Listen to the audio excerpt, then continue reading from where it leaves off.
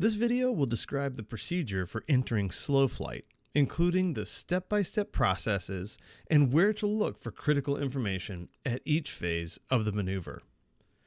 Slow flight requires splitting your attention across every instrument and changing the configuration of the aircraft using flaps and power. You also need to provide constant corrections to maintain your desired performance. All of this makes slow flight a great procedure for refining your skills and testing your instrument scan prior to learning how to land. When you enter slow flight, you'll be slowing the aircraft while maintaining altitude. This results in a fairly nose-high attitude in most aircraft, which restricts your forward visibility. This is the procedure for entering slow flight, and it's always recommended to do this above 1,000 feet AGL. So pick a heading and altitude, and then reduce your power to 1,500 RPM. Do not let your altitude change as your airspeed slows. This will require pulling back on the controls. Once you are in the white arc on your airspeed indicator, begin adding flaps incrementally. Each time you add flaps, you'll need to adjust your pitch to maintain altitude.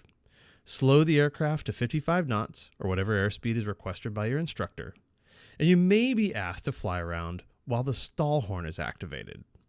Throughout this maneuver, maintain your heading. If you are requested to change headings, never bank at greater than 20 degrees.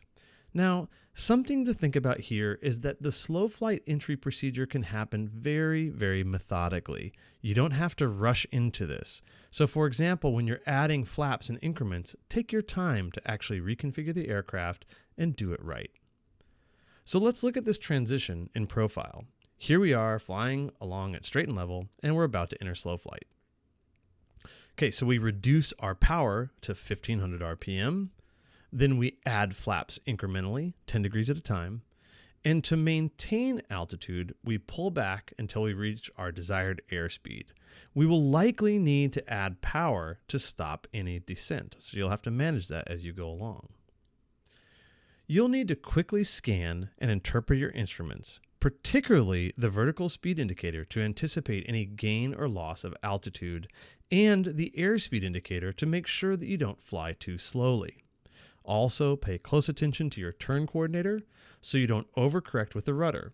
Poor coordination of the rudder at these slow speeds can result in a stall or spin. Be sure to review the slow flight recovery procedure as well, and we hope this helped.